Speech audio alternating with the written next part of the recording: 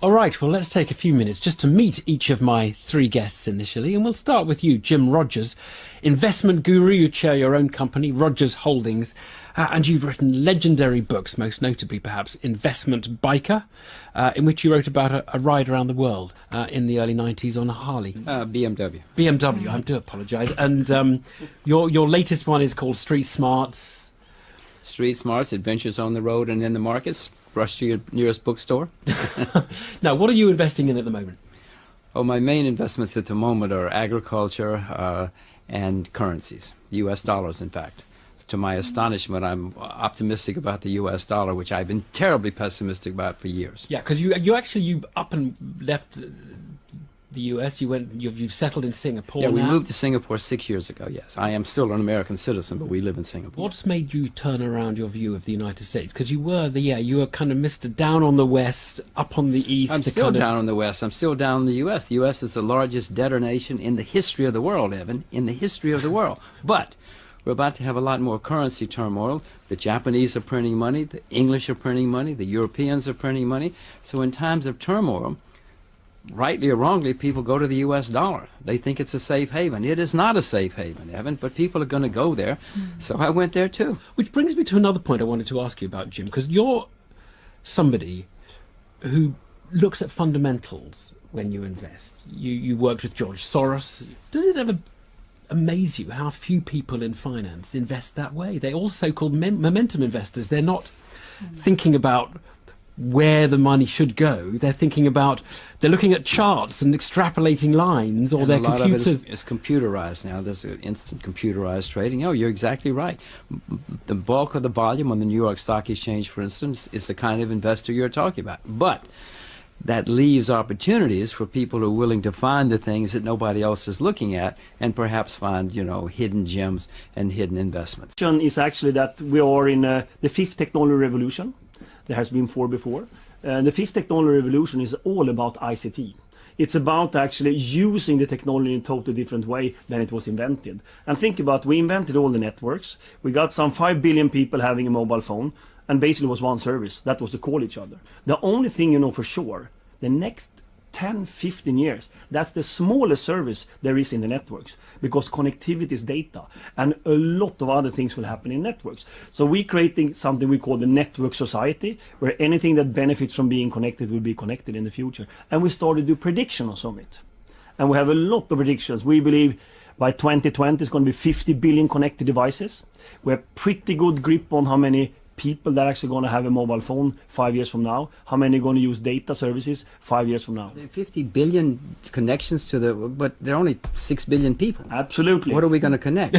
Yeah, I think you should start thinking about how many connected devices do you have? Yeah, it's just... I think that in my home I would easily come up to 15. I wouldn't use me as an example. But I would use me. I have a telephone, I have a computer. I don't know TV is connected? TV. I don't have a TV. Okay. I have a radio. I have a radio. I listen to BBC every day.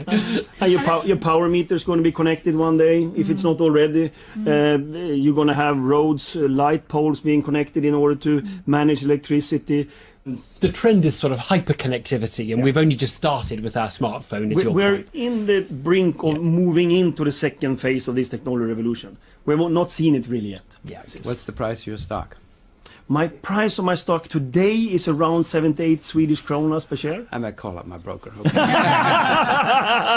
Here's the okay. So that's a very interesting trend. Dorothy, what are the trends that are sort of big in your when you asked the question and you gave your answer, I found myself thinking about it. I mean, one of the most challenging things at Drax has been that we took the decision, actually soon after I joined, that our strategy would be about carbon abatement.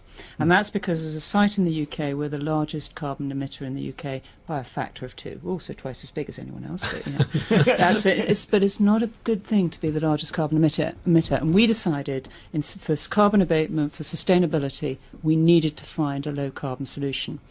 When we did that, the carbon market, European carbon market, had only just been introduced. And maybe if I give you some numbers, because actually that was 7, 8 years ago. Now we're implementing it, and actually I think my board and shareholders are thrilled. And the reason is because our carbon costs are soaring. Last year our carbon bill was about 90 million. This year it would be close to 200 million. Sorry, this is because you have to pay for the right to pollute. But I thought the carbon price had collapsed and you could buy carbon emission permits but the piece for of nothing. the information you're missing, Evan, is that the UK has introduced the highest carbon tax in the world, or it will become the highest carbon tax in the world. So we buy those traded emissions. What we also have to pay is this tax on top. Starts at £5 this year. By the time we get to 2020, it's over £40 a tonne. And that is very substantial. When we burn biomass, we don't pay that because biomass is carbon neutral. When we burn coal, cost is very high. So even though biomass is 3 times the price of coal, because you don't have to pay the tax, it will be competitive. By the time we get to 2020, No, well, okay, it will that's what I'm start asking. becoming competitive. Right Because now, and actually not quite even at 2020. 2020 it probably would be. Okay, so you're continuing the bet basically on shifting towards renewables, decarbonising, and moving in that Sound direction. investment strategy. Yeah. Look, Jim, this brings us to, because we've had hyperconnectivity, we've had moves towards decarbonisation. Your big trend, Jim, just to sort of kick this off. Oh gosh, the big trend. Because Well, I think yours is to do with raw materials, commodities. I'm extremely and- optimistic about commodities going forward. I'm wildly optimistic about agriculture. You mean Agriculture- prices going up of these Exactly. things? I just want to be It's clear. going to be scarcity. You have to remember that the listeners don't think prices going up is any grounds for optimism. It's a Well, disaster. well, I'm very optimistic about agriculture as a profession. It's going to be one of the most exciting economic sectors in the world for the next 20 or 30 years, partly because it's been a disaster for the last 30 years. Nobody has gone into agriculture. The average age of farmers in America is 58. In Japan, it's 66. The highest rate of suicide in the UK is in agriculture. In Canada, it's the oldest. They're the oldest in recorded history. I mean, farmers are dying out and retiring, and at the same time, no young people are going into agriculture. In America, more people study public relations than study agriculture. I mean, I don't It's know what you need to know. There's not going to be any farmers soon, and I'm not very smart, but I like to go where there's not much competition. And my goodness, I bet none of you know anybody who you went to school with who became a farmer. That's because they all went into telecommunications. and to PR. But I they have some became old friends, but they became very, very high productivity. So you only needed 20 to cover half the land mass of the United Kingdom. I mean, isn't that it? I mean, it's so high. That is part of what happened. Yes, part of what happened. But basically, prices have been so low for the long time. Sugar today is down 75% from where it was in 1974. Do you know anything that's down 75% in price since 1974? I suspect you don't know many things, if any. electronics. Well, okay, yes. Consumer electronics, yes. Okay. Because they have more slow. Right, and the second? No, that was the only one I came up with right now. Not speaking. electricity. No, Not no, electricity. Okay, well, we've discussed some long-term trends, the ones you're working towards at the moment. Put those aside for a minute. Let me ask how you go about coming up with a long-term trend, the process of forecasting or scenario planning. What do you do? Is it around judgment? Is it data? How do you come up with the kind of making the bet or the forecast that you're building your company's future on? Over time, at least in my experience, is that if you bring the right type of people around you, diverse enough, different backgrounds, different places from all around the world, different insights, you get to a very decent amount of data in order to take the decision. Do you have a little futurology department in Absolutely, Ericsson all the time. that On sits every there? topic that is difficult. Oh, on every topic that you have people need whose that. job is to sit and think about the future. You need to be you need to be worried But you about see, what's going to happen tomorrow. why I think it's so difficult for all of you, it's not extrapolating the kind of growth rate of population of the Chinese market, or extrapolating given facts. Chinese GDP. That's actually relatively easy, and so even that It is. gets off course. But you're trying to ask what might happen, what scenario might occur that we haven't thought of yet, and that's. But nearly all those projections where you're just extrapolating turn out to be wrong 15, 20 years from now. Very few of them. I think that's why when you make any decision, there are two things you do. One is you have a good enough debate that you really think you've understood it. And sometimes you just have to make what you call a bet. Sometimes you just have to. But the second is you actually, I think, need to go through the analysis of what the different scenarios actually could pan out. And you have to look at what the scenarios could be.